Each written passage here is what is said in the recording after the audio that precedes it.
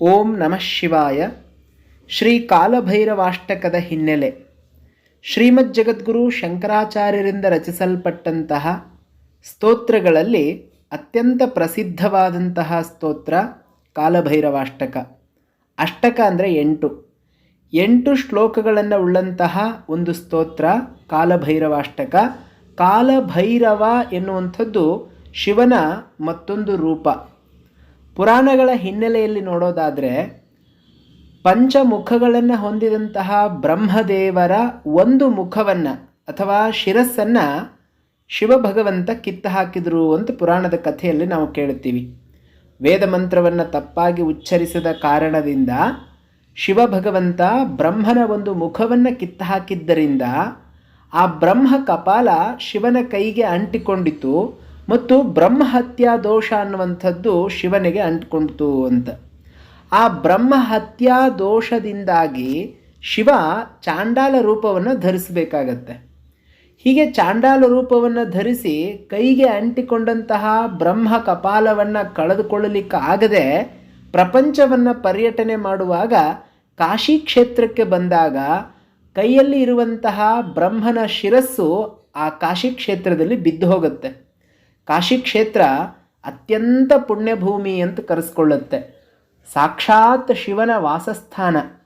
ಇವತ್ತಿನ ವೈಜ್ಞಾನಿಕ ವಿಶ್ಲೇಷಣೆಗಳ ಪ್ರಕಾರ ಸುಮಾರು 10,000 ವರ್ಷಗಳಷ್ಟು ಅಸ್ತಿತ್ವವನ್ನು ಹೊಂದಿರುವಂಥದ್ದು ಕಾಶಿ ಕ್ಷೇತ್ರ. ಪುರಾಣ ಪ್ರಸಿದ್ಧವಾಗಿರುವಂಥದ್ದು. ಅಲ್ಲಿ ವಿಶ್ವೇಶ್ವರ ಗಂಜ್ ಅನ್ನುವಂಥ ಒಂದು ಪ್ರದೇಶ ಇದೆ. ಭೈರೋನಾಥ ಅಂತ ಕರೆಸಿಕೊಳ್ಳುತ್ತಾರೆ. ಭೈರವನನ್ನು ಭೈರೋನಾಥ ಅಂತ ಕರೀತಾರೆ.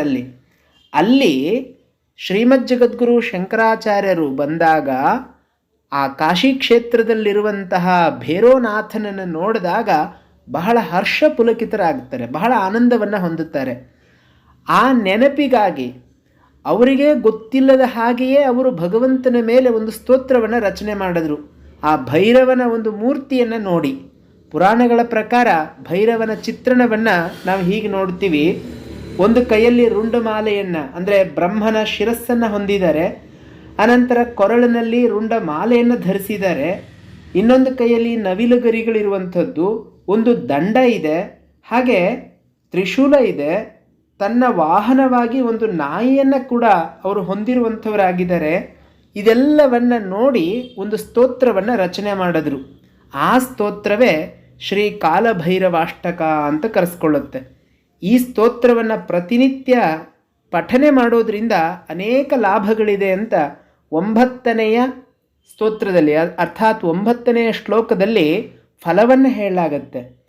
ಕಾಲಭೈರವಾಷ್ಟಕಂ ಪಠಂತಿಯೇ ಮನೋಹರಂ ಜ್ಞಾನ ಮುಕ್ತಿ ಸಾಧಕಂ ವಿಚಿತ್ರ ಪುಣ್ಯವರ್ಧನಂ ಶೋಕ ಮೋಹ ಲೋಭ ದೈನ್ಯ ಕೋಪ ತಾಪ ನಾಶನಂ ತೇ ಪ್ರಯಾಂತಿ ಕಾಲಭೈರವಾಂಘ್ರಿ ಸನ್ನಿಧಿಂ ಧ್ರುವಂ ಅಂತ. ಈ ಸ್ತೋತ್ರವನ್ನು ಪಠನೆ ಮಾಡೋದ್ರಿಂದ ಅತ್ಯಂತ ಶ್ರೇಷ್ಠವಾದಂತಹ ಜ್ಞಾನವನ್ನು ನಾವು ಪಡ್ಕೊಳ್ಳೋಕ್ಕೆ ಸಾಧ್ಯ ಆಗತ್ತೆ. ವಿಚಿತ್ರವಾದಂತಹ ಪುಣ್ಯಗಳೆಲ್ಲ ವರ್ಧಿಸ್ತವೆ. ನಮ್ಮಲ್ಲಿರುವಂತಹ ದುಃಖ ಮೋಹ ಲೋಭ ದೈನ್ಯತೆ ಕೋಪ ತಾಪ ಇವೆಲ್ಲ ನಾಶ ಆಗೋಗ್ತವೆ.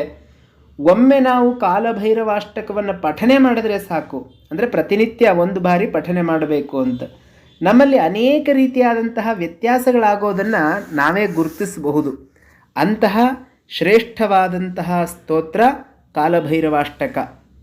ಒಂದು ಬಾರಿ ಆ ಅಷ್ಟಕವನ್ನು ಪಠನೆ ಮಾಡೋಣ.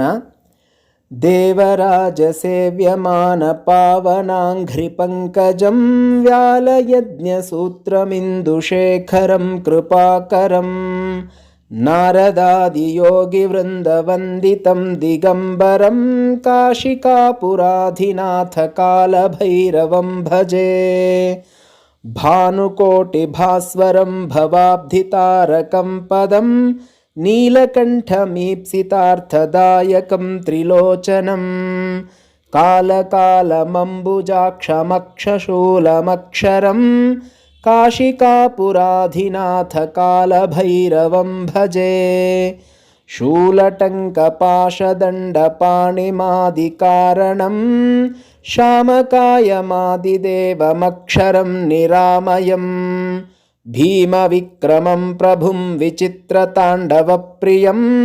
काशिकापुराधिनाथकालभैरवं भजे। भुक्तिमुक्तिदायकं प्रशस्तचारुविग्रहं भक्तवत्सलं स्थिरं समस्तलोकविग्रहम् निक्वणन्मनोज्ञहेमकिङ्किणीलसत्कटिं काशिकापुराधिनाथकालभैरवं भजे। धर्मसेतुपालकं त्वधर्ममार्गनाशकं कर्मपाशमोचकं सुशर्मदायकं विभुं स्वर्णवर्णकेशपाशशोभिताङ्गनिर्मलं काशिकापुराधिनाथकालभैरवं भजे।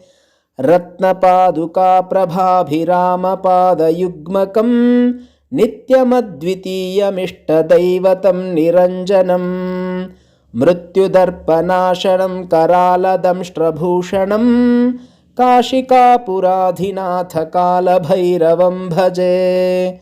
अट्टहासभिन्नपद्मजाण्डकोशसन्ततिं दृष्टिपातनष्टपापजालमुग्रशासनम् अष्टसिद्धिदायकं कपालमालिकाधरं काशिकापुराधिनाथकालभैरवं भजे। भूतसङ्घनायकं विशालकीर्तिदायकं काशीवासिलोकपुण्यपापशोधकं विभुं नीतिमार्गकोविदं पुरातनं जगत्पतिं काशिकापुराधिनाथकालभैरवं भजे। कालभैरवाष्टकं पठन्ति ये मनोहरं ज्ञानमुक्तिसाधकं विचित्रपुण्यवर्धनं शोकमोहलोभदैन्यकोपतापनाशनं ते प्रयान्ति कालभैरवाङ्घ्रिसन्निधिं ध्रुवम्। ಧನ್ಯವಾದಗಳು.